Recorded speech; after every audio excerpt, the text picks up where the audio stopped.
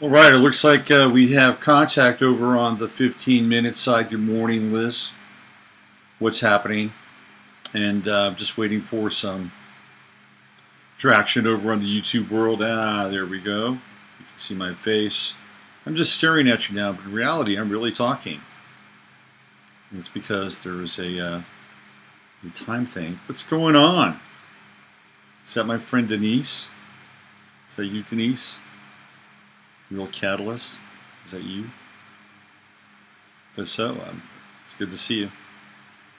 It is 9:27 here in Fredericksburg, Texas, and we're going to try to get caught up on a few things. And there's a lot happening as we hit the Mayday magic number, the great socialistic, phallistic holiday that is celebrated all around the globe. Superman has a red cape. Do you ever think Superman might have been a commie? You ever think he might have been a commie? You guys know the story about Superman, right? The story about Superman is that it's the Moses story. It is the Moses story. So how does that work? Well, I'll tell you how it works. Just like Moses was sent off in a bushel of reeds or a basket of reeds and floated down the Nile, Superman was sent out on a rocket, right? He was sent on a rocket from the planet Krypton, just like Moses was sent out on the bushel of reeds down the Nile. And he was actually raised by the humble people, by the humble people of the Midwest. So in the case of Moses, who was actually born of the royal caste, he was raised by the humble people of Judea. Theoretically, it wasn't really Judea, right? It was in Egypt. They're hanging out there. Anyway, Superman is the Moses story. It's a retelling of the Moses story. His name is Kal-El, which sounds fairly Hebraic to me. In fact, some people have done the Hebrew kind of translations on Kal-El. I'm just riffing right now because I'm just waiting for everybody to get up to speed. And then Superman plays the role of, these guys were very smart. Schuster and Siegel, I believe, were the guys who created Superman. And he plays a role where he has to take on a new name. Right, Clark Kent, which sounds very Gentile. And Kal-El sounds fairly Hebraic. So he assumes the role of a Gentile. And we've seen this happen throughout culture, where there is a code switch in terms of the name, right? It happens. And it's like Jack Ruby, he was Jack Rubenstein. Okay. Leon Trotsky was originally Lev Bronstein. And this, there are a number of these. Paul Newman, I think Paul had a different name. You know what I'm saying? There's the name change that goes on, and it's theoretically, because there's this idea that people are persecuted, and so they have to change their name so they won't be persecuted. Because if they have a more ethnic sounding name, then they'll be targeted. I think those days are long gone, by the way. But that's the case here, and so he takes on a very Gentile sounding name in Clark Kent. And he has to play the role of an unassuming and at times bumbling reporter. But his real identity, the one that's cloaked from everybody, is otherworldly. It's super. He has superpowers.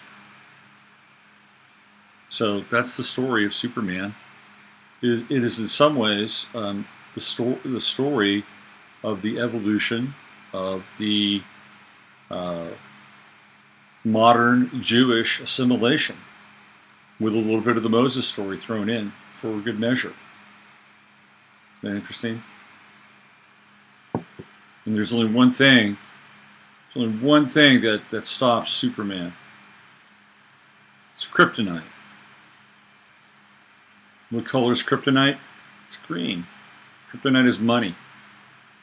That's the metaphor. Kryptonite is money. That is the one thing that is the theoretical vulnerability of Superman. The metaphor. It's money, right? Green. All right, there we go. There's your little trip down comic book lane. I used to be a big comic head when I was a kid. I went through two phases. I went through a phase when I was about 7, 8 years old, and I discovered comic books. So this is around 1967, 1968, and I was an avid comic book reader, and I had a mess of comic books, man. I loved comic books. And my father got so fed up that I was living in such an imaginary world, he threw out all my comics when I was around 8 years old. You know, at the time, I was kind of pissed at him. You know, I was kind of pissed. But looking back on it, I understand why he did it. It was one of those unpopular decisions that a parent has to make. And so I was comic free for a few years. And the reason why is because I lived in a very rich world of imagination when I was a child. And I would do stuff like when I'd go to school and, you know, on the lunch break or sometimes before school in the playground, I would actually like create worlds for my guys to enter into, where we'd have superpowers and all this shit, right? And then we had rules of engagement. There were actual worlds that we inhabited. So a lot of imagination going on there. So I think the old man thought, this could get weird. Let's pull the recordings. Then I went through another comic phase when I was in my early teens. I started collecting comics again, seriously. Like I had an edition of Conan #1 that I bought. At that time, it was a lot of money for me. I think it was like $20. And so I had a bunch of comics. At Star Wars 1, at early editions of Spider-Man and all that shit. And I was into the history of comics. I really studied comics and kind of the effect of comics on the culture and, you know, sort of the golden age of Marvel and all that stuff, and the silver age of Marvel. And so I was actually I was talking with somebody last night, and I was talking about how one time I was at the public library, and I had one of my books on comics, a big reference book that I owned. Because I think at some point my father realized that this was an investment, and from an investment perspective, he bought into it. So I was, I studied the history of comics and knew a lot about them. So one day I'm at the library, and one of the librarians comes down. I think I'm around 11 years old at this time. And he sits down and he starts talking with me. And I clearly can see his face to this day. And he starts talking to me about comics because he sees I have this book on comics. So this dude librarian is like chatting me up. I'm an 11-year-old kid. Then he tells me that he has a great comic collection at his place, right? So I was not a wet behind the ears 11-year-old. So I casually asked him some questions, and I tested his comic knowledge, which proved to be faulty. And at that point, I'm like, this guy is not who he says he is. His intention is not benign. And I didn't say anything, but I knew, based on his answer, that he was full of shit. So my father came over, and he said, because he was at the library that day, he said, what did that guy want? I said, he was telling me about his comic collection. And I asked him some questions about it in comics. And he was lying. He was lying. My father said, oh, good. Good. What the fuck? Get out of here. Get rid of this thing. Anyway, there's your little Robert Phoenix personal page from his comic book history. Comic books seem to be dominating our consciousness these days. That seems to be the kind of the theme here with comic books. The Avengers movie, which I've not seen, I think it's called what, Infinity Stone or something like that.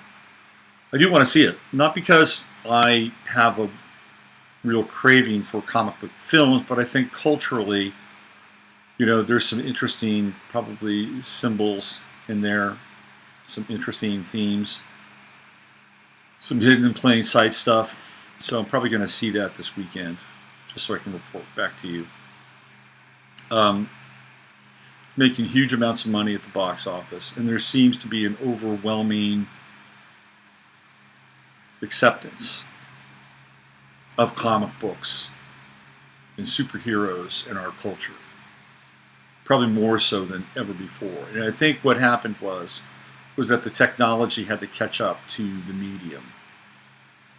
If you go back and look at some of the superhero films of like the 80s, or even if you go back and look at like the TV series of Superman or Batman with Adam West and Burt Ward, they were kitschy because they didn't have the ability to portray superpowers vis-a-vis special effects.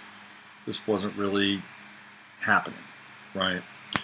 But once CGI got into the game, it was a game changer, and you could create worlds and destroy worlds, and you could get people to do things that they normally couldn't do. The actors couldn't normally do them. So it's become a huge deal. And it seems as though we're living in a time where the narrative is beginning to resemble a comic book.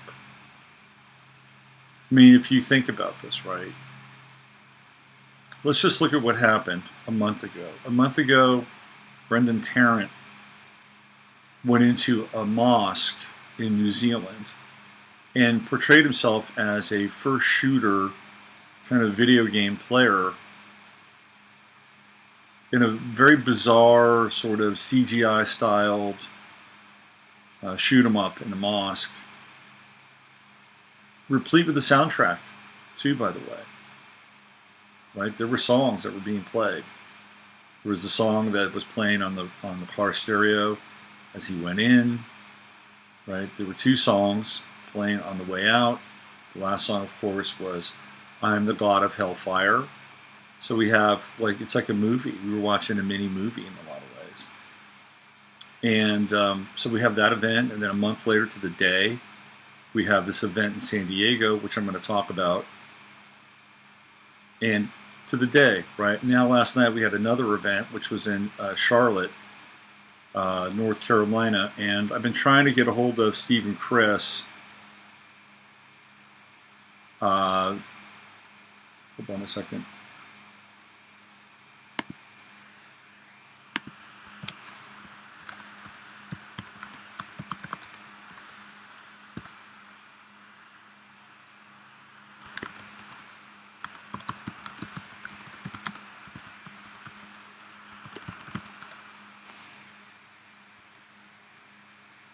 Okay, sorry about that.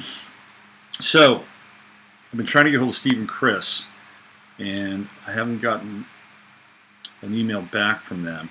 But they sent me some links, and something doesn't add up with this North Carolina thing. Doesn't add up. Just doesn't add up. So, I'm not sure. Again, I haven't really dug into the details all that much, but there was this one video clip where it's on RT, and some people were overheard as people were. There's this woman who was overheard as people were walking out of this building, and she says, "Are those the actors? Are those the actors?" It's like, wow. Where's that coming from? Are those the actors? So we have this thing in North Carolina, last day of school, and last day of classes. I was running in with a pistol. At least it wasn't an AR-15. Look, I don't know what the story is behind this. It just happened last night. The only thing I can tell you is that line that I heard from that one clip of video, which was, "Are these the actors?" So I'm wondering if because they had a concert that was scheduled for last night, which meant that there was already a police presence on campus. It was already there. Now, I don't know if they were also running a drill, which we know these things happen almost simultaneously. I don't know if that was happening. This is just like, fresh off the wire, and I've been working on other stuff this morning. So, another shooting, right? So we add that to the list. Let's go back to San Diego. And it's really interesting because one of the things that I've talked about again and again on a lot of these podcasts is that once somebody is apprehended, we don't see them go through the trial process. Well, that's changed now. There's a new wrinkle in the game. John Earnest is no Robert Lee Bowers, who has disappeared into the missing persons file. We don't know where Robert Lee Bowers, right? We don't know where he is. We don't know where he's being held. We don't know what the state of his trial is. Just like Cesar Sayoc. Cesar Sayoc, there was no trial. He pled guilty, and and Sayoc is clear that he's got ties. He's got intelligence ties, and we've looked at this before. Put a bunch of this stuff up on Facebook. This is different now with John Earnest because we have a face. We have a face. He was there. He was being arraigned yesterday, and he pled not guilty, which means we're going to get a trial out of this. And it's a new wrinkle, and it's a game changer. It should be very interesting. Now, the trial, like most trials, could be rigged, and will wind up, being shown another Dzhokhar Tsarnaev dog and pony show. I wonder if the same lawyer is going to represent John Earnest. But now we have that. And then in the backdrop of it all, we've got another failed coup attempt in Venezuela. So these are all things that are going on. I mean, if you really put a reel together and bought into the reel, you would have something along the lines of, New Zealand, Christchurch, New Zealand, Christchurch, New Zealand. The next thing you would see, Brendan Tarrant walking around, right? And then the driving off, and then I'm the god of hellfire, and I bring you. San Diego. No, Notre Dame Mosque. Let's go there. I'm the god of hellfire, and I bring you. And then you see Notre Dame on fire, right? Fire! Fire! Here's this church, this structure, this symbol of Christianity, Western culture. No matter what you think of it, whether you think it was pilfered from those beautiful, indigenous, wonderful pagan people who smeared their bodies in dung and probably had their own version of ritual sacrifices, right? And they built their structure on top of their edifice, and there's all the, Templar stuff and gargoyles and all this kind of magical, occultic, Christianic stuff amalgamized in there, right? No matter what you can break it down to, because it's kind of in some ways a cipher of everything in a lot of ways. It's a cipher of our times. It's a cipher of our times. But there it is. It's on fire, right? So that's the next kind of dissolve in this montage. I bring you fire. And then Notre Dame's on fire. Wow. And we see this, and it's, oh my God, oh my God, oh my God. And then all of a sudden there's another montage, and you've got people screaming around Notre Dame, and then you go into an audio bleed, and there are people screaming again, but now all of a sudden there's a dissolve, and it's Sri Lanka, and churches are being blown up, right? They're being blown up. And there's real blood in Sri Lanka. That's some real shit. That is real shit. That's happening.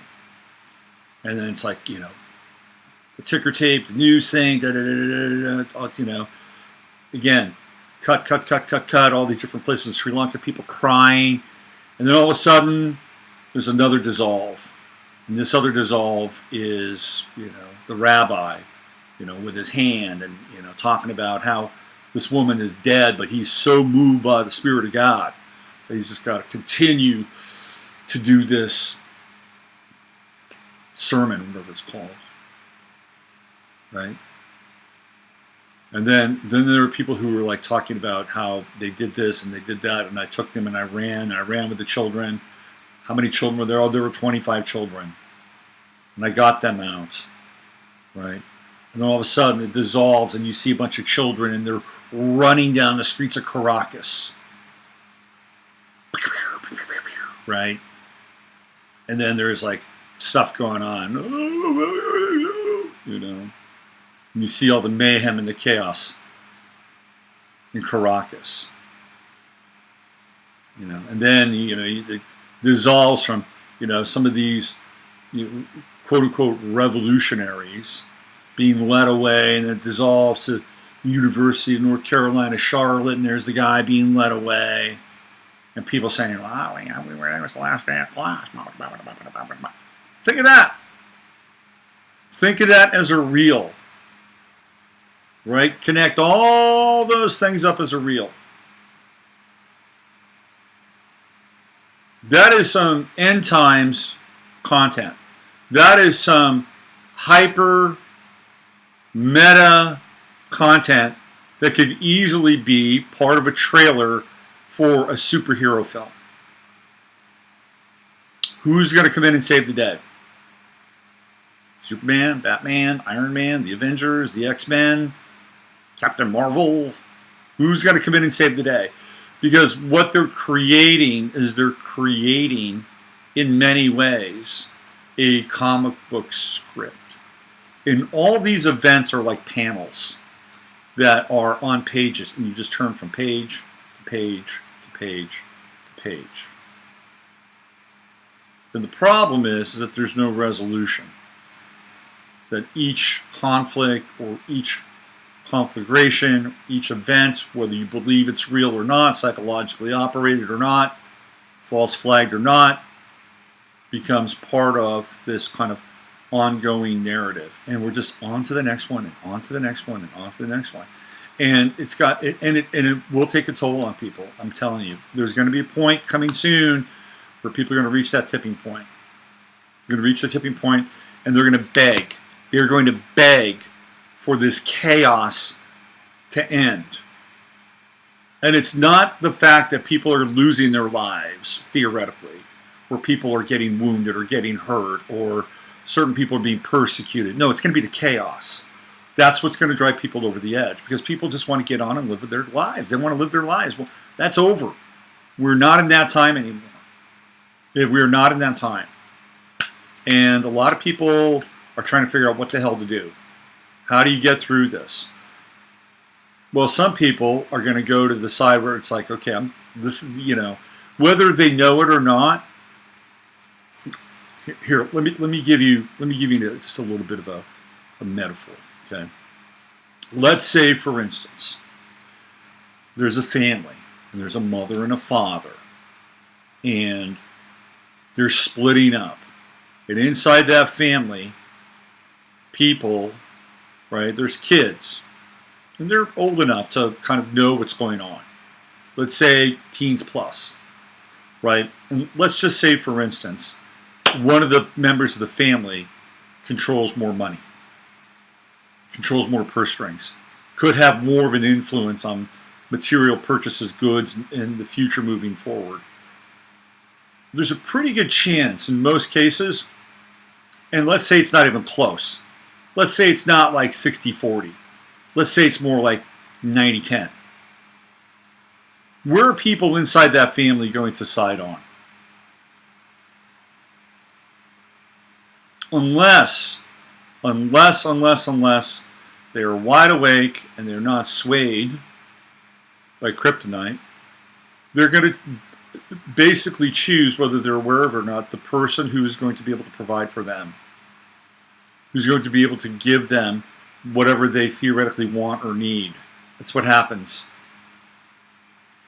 It's what happens, okay? So if you look around and there's a lot of chaos going on, most people who are not awake, not understanding that there is a socially engineered aspect to what's taking place, they will naturally migrate to the people that theoretically will show them that they have the most control, the most power, and the most responsibility, or not responsibility, that's not the right word, kind of the most power to influence the situation. And I've talked about this before. It's like in sports, it's like front runners. People want to be part of the winning team. I used to see it all the time. People change their allegiances with teams. I didn't know you were a Yankee fan. Oh, yeah, I've always loved the Yankees. Man, great team, great team, great team. Well, you're a Golden State Warriors fan? I thought you were a Laker fan. Well, you know, my boy Steph. You know, I love my boy Steph. I gotta roll with Steph. It's kind of like that. But it's really very, very psychological. It's psychological. You're going to go with people that are going to, if you're an animal, what are you going to do? You're going to go to the hand that feeds you. Right? It's really simple and basic. And we're talking now more complex needs. And those complex needs are going to be safety and security. Right? That's the way this thing is going to. So it's going to be chaos. People are going to, it's really not because they want, you know, they don't want a certain group to be, targeted, or they don't want any of that. They're gonna want the chaos to end. Please do whatever it takes. Take away the guns. Take away free speech. That stuff doesn't concern me. I just want to live my life. I just want to live my life. Just take it away. Let those other assholes deal with it. That's a mindset. I'm telling you, it's a mindset. And this is where the mindset is evolving. Because in a time of chaos, extreme chaos, some of these ideas like freedom of speech, freedom of expression, you know, the quote-unquote right to bear arms, they become luxuries in a lot of ways, when in actuality they should be the assets that need to be guarded the most. And to be guarded in a way that's responsible. And that's where we are right now. These are very, very unusual times. And people ask me, what do I do? What do I do? What do I do? And I read on message boards, what do we do? What do we do? What do we do? You know, you gotta be, first of all, you gotta be in the moment. You gotta be in the freaking moment, okay? Chaos will take you out of the moment. It'll take you out of the moment. Like when I did that little thing with the truck the other day, chaos started to encroach on my reality. Cops were there. The guy's running around calling his boss. I'm like, okay, what do I do? How do I stay in this moment? You know, this is where we're tested. It's not always easy. It's not always easy, but you got to be in the moment. To be in the moment means you got to take care of your shit. And that's not always easy either. And a lot of stuff we don't like to deal with. You know, but we have to, on some level. Take care of it. Get it done. Frees us up to be more in the moment. And when you're in the moment now, you have the ability to respond. And that's where we are. You have the ability to respond. You know, I get emails sent to me. What about this? What about that? What do you think of this? What do you think about that? Is this going to work? Is this going to happen? I'm like, look, yeah, possibly. But at the end of the day, what are you going to do? You know, last night I was listening to talk radio. And they were talking about, they had some guy on. It's Lars Larson show. Some syndicated dude.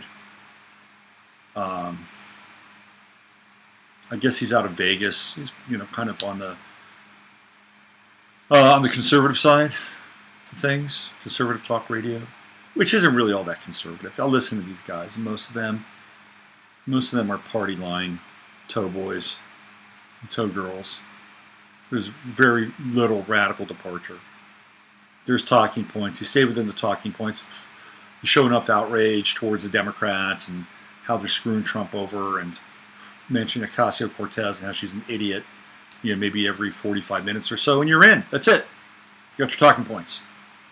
And there are certain things that you don't cross. You don't cross Israel. You just don't cross Israel. And you don't question the American military effort, right? Those are two sacred cows. Count them, 1, 2, two sacred cows. You do that, you'll lose your job. You lose your nice little $125,000, $150,000 a year job where you get to spout off within a certain context. Don't want to slay those sacred cows. Anyway, I was listening to this talk radio guy last night, and he had a guy on who was talking about the power grid. He was somebody, I forget his name, but he was somebody who was in charge of essentially managing the power grids in the U.S. We're talking about how vulnerable the power grid is. Why? Why is this guy on the radio now talking about this? And they're kind of making a big deal out of it, right? Because I guarantee you at some point, that power grid is going to be either compromised or it will go down completely. It'll happen. It will happen. When it happens, heaven help us. Heaven help us. If we have a massive power grid, and I'm not here to sow fear, but those guys were, and I'm just reporting back to you what I heard. And they're doing, why is this guy making the rounds on talk radio? Is it to sow more fear? Oh, now I got to worry about the fucking power grid too. But if it does happen, I'm telling you that's a game changer. Just look at what happened in New York in 1977 with the blackout. That was a big deal. It was a really big deal. And it was a lot more brutal than the press reported it to be. It was brutal. The amount of theft that went on, the amount of violence, the amount of vandalism. There were people getting raped during that time. That was 1977. What do you think it'd be like now? After 6 versions of The Purge have been, flashed in front of people's eyes. Purge, the election story. Purge this, purge that. You know the guy who does The Purge, all those Purge movies, the producer? He's a friend of Jared Kushner's. And Jared Kushner's actually hired him to work inside the White House. Jared Kushner is, I think, the biggest threat to this country. And I've said this before. That guy has no business being in the White House. We didn't elect him. Did not elect him. And apparently he couldn't even pass a TSA screen, okay? You apply for that clear thing. Apparently his credentials were so bad that he couldn't get a frickin' TSA grant. And if it wasn't for Trump interceding, Kushner would not have had a top-level security clearance. Anyway, at some point, you've just got to be in the moment. You've got to be able to deal. And you're going to have a cool head. And you're going to have some stuff just, figured out. Some food, some water, the basic stuff. You would have it for any emergency. Any emergency. Right? But you'd have to kind of, because if it does happen, if the grid does go down or something like this does occur, then it's you and your family and your neighbors and God. Okay? And, there's not much more I can say about this. In the meantime, you got to live your life. Right? You got to live your life. Because over the past 8 years, we've been shown a number of scenarios, or we've talked about a number of scenarios that could possibly be dangerous or threatening to our existence. We're still here. We're still living. We're still doing our best to live our lives, to bring value to our lives, bring value to the lives of others. I mean, I can just think back in 2016 now, 2016, 2015, the big Ebola scare. Huge. Big Ebola scare was happening in Texas. We're still here, right? I reported on it, talked about it. We're still here. And we got measles, big measles outbreak. Guess what? We'll still be here. So we have to be really, really careful and very, very selective. It's good to talk about these things. I bring them up because we need to, right? We need to just kind of untangle them. The biggest thing you can do, and I talk about this, and I try to practice the best what I preach. So you got to get right with yourself. You got to get right with God, and you've got to be able to take care of your body, your mind, and your spirit. You do those three things, you have a leg up. Okay? If you don't take care of those three things, then just getting through life in general will be much more difficult. Much, much more difficult. Take care of it. Body, mind, spirit. Body, mind, spirit. All three are vital. You got to feed your mind. You got to feed your mind good things, inspiring things, right? Not just always doom porn or gloom porn, right? That stuff is, we get into it, but you've also got to. If you just ate one thing all the time, there's a story about Billy Bob Thornton when he went to Hollywood. All he could afford was French fries. He went on a French fry diet for like 4 months. That's all he could eat. And he went into a massive shock with his body and he nearly died. See, eat one thing all the time. It's not good for you. It's not. You got to mix it up a little bit, right? You got to feed yourself other things. So you got to stay inspired and find things that are inspiring in your life. Stories that are inspiring. People that are inspiring. Be the inspiration yourself. And this is important. The body, you got to take care of the body. A lot of people are sick, and if you're sick, it's hard to take care of the body. I get it. I totally get it, but it's on you. You got to figure it out. By any means necessary, whatever way is possible. It's not easy, but that's where we are. So you got to feed your mind, good stuff. You got to feed your body good stuff, and your spirit, man. You got to have a really good relationship with your spirit. It's important not to have hate in your heart. It's really important. Can we look at the world around us and discern and say, well, this is bullshit and this is bullshit? Of course. But once you turn it into a hate volume, then you're living out of alignment with spirit. You're totally living out of alignment with spirit. It's bottom line. Hate no one. That should be a maxim. But also, don't be afraid, to call truth to power. You can do it, and you can do it without animus and animosity and hate and anger. It takes some work. You got to work through stuff, because sometimes when you really drill down and you think about it, you can get really pissed off. Like when our reality is manipulated, and I'm not even talking about these events that we're dealing with now. I'm talking about, let's go back to 2008. 2008, right when John McCain and Obama were getting ready to do that final dance right before the election. What happens? The bottom falls out of the economy because of all that subprime mortgage toxic bullshit that was being traded and leveraged over and over and over and over and over and over again until there was nothing left. Right? And we had a massive housing crisis. If you lost your house during that time, you could have a lot of hate in your heart. A lot. And a lot of people took very big hits during that period. Nobody ever got compensated except for the banks, except for the people that knew they were going to be compensated because they were playing with house money. Who's the house money? It's your money. Those people got compensated. You sit down, you do the math and that stuff, man, that could just send you right through the roof. Because at that point, you know the game is rigged, right? And yet, we have to practice a real level of restraint. Real level of restraint. And understand that we were played. And maybe we played a part in that. Maybe we over-leveraged ourselves. Maybe we didn't look at those contracts enough. Maybe we got greedy. But there's always something there for us to look at. Take some level of accountability and responsibility. When that happens, you say, I won't get burned again.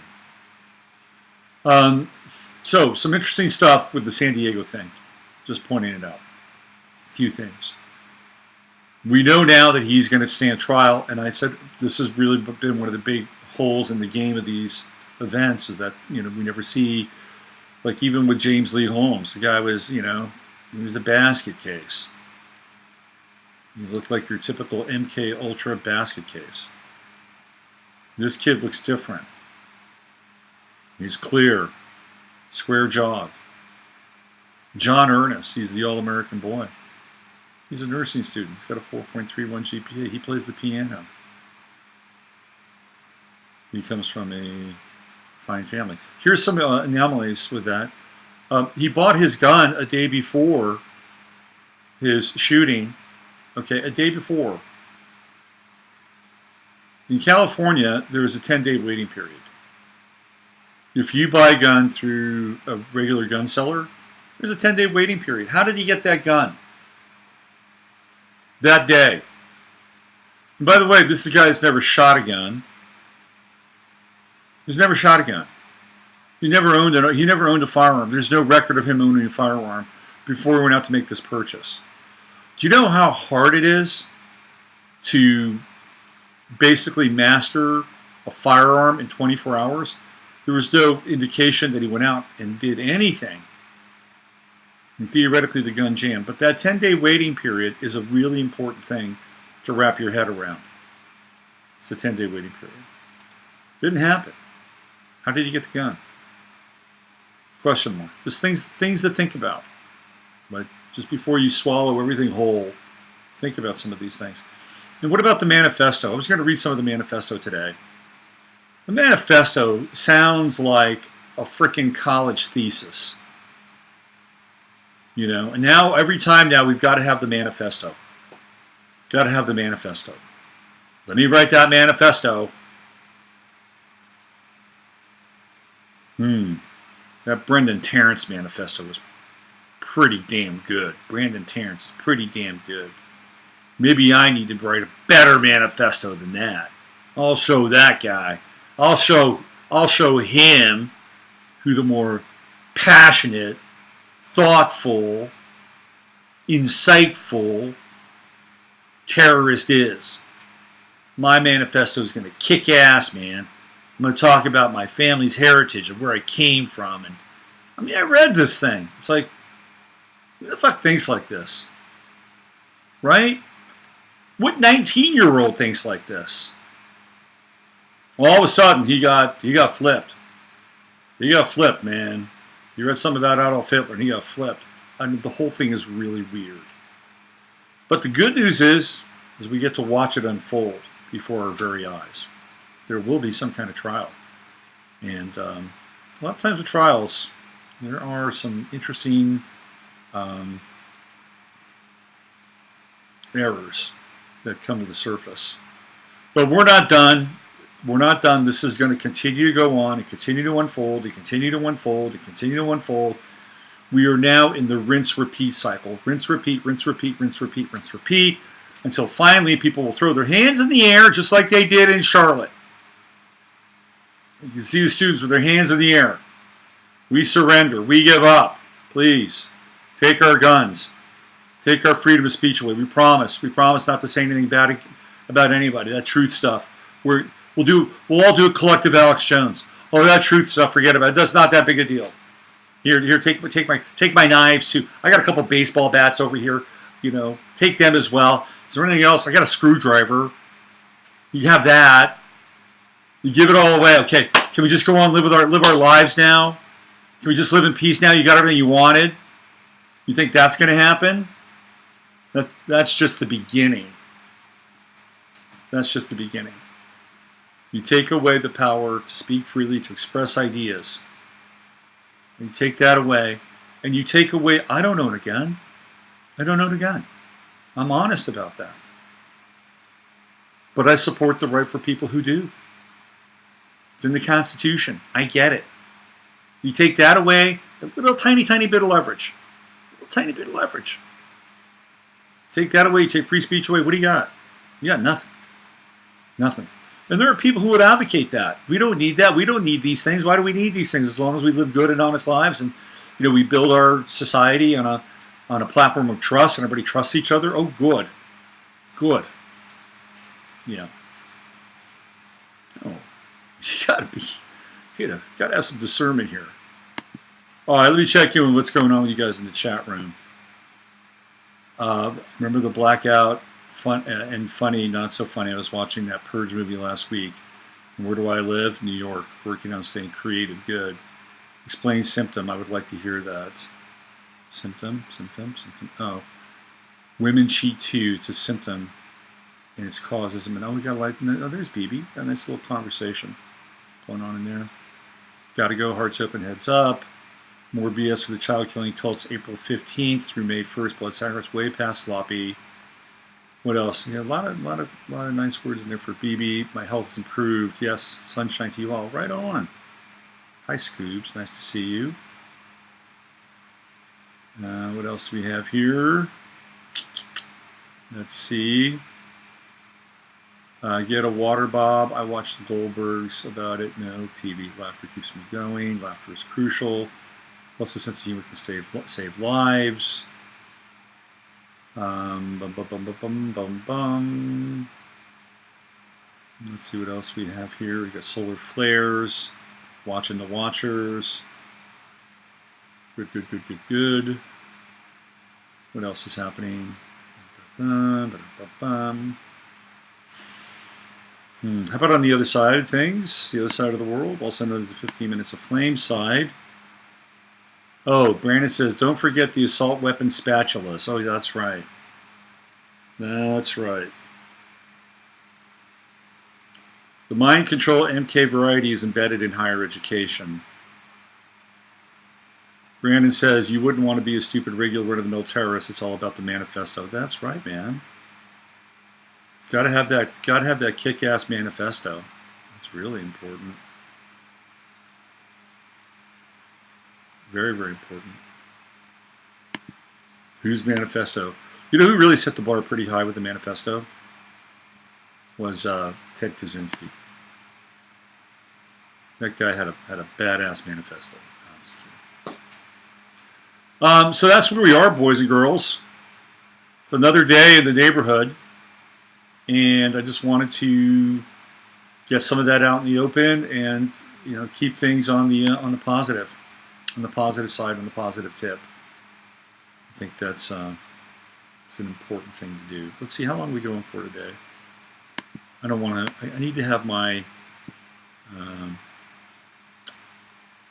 need to have my transitions look good, right? You know what I mean by that? So it's like when I end the show, I don't want it to end abruptly. I want it to have kind of a seamless transition. But I think I covered all the topics today. We had a failed coup attempt in Venezuela. Imagine that. We've had another shooting in North Carolina, and it's only 10:15 here in Texas. We've got another 12 hours. Let's see, another 14 hours to go today before we move on to May 2nd. And we are out of the dark window, the dark portal. The days of Molech, April 15th through May 1st. In the meantime, stay in touch with the light within. That's where it's at, to the best of your ability. Hey, I got some new things happening, just to let you know. I'm going to have a new skin on robertphoenix.com probably in the next couple days. That'll happen. And I'm in the process of starting something new. So that's all I'm going to say for now, starting something new. But I'm very excited about it.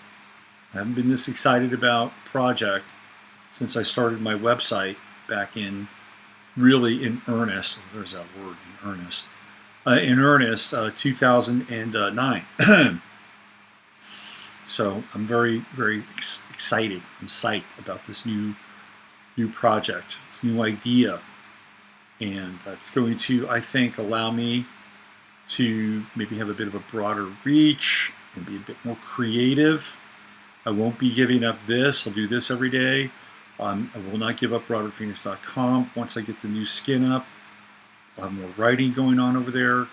but it's going to be a new website, and it will be more collaborative, meaning I'll be working with other people who will submit content, but there's a very specific theme that will be a part of this website, and I'm looking forward to it. It's a way for me to stay relevant in some ways and kind of, recreate, man. It's like Bowie had, how many personas did Bowie have in the span of 6 years? Mr. Multiple Personality, right? I've had pretty much one for the last 10. So it might be time to branch off a little bit, and that's what we're talking about. I do want to thank all of you for showing up today, as you do here every morning between 9 and 9:30 when we get this show on the road. Your participation is vitally important, or else I'd just be speaking to nobody, right? I'd be speaking to nobody. You're there, and we're here all together. So, anyway, use your head to discern what's real, your heart to say what's possible. We'll be back again tomorrow, and we'll catch up on what happened today. I'm Robert Phoenix. You can find me at robertphoenix.com and over on Facebook. Until then, stay supple and stay strong.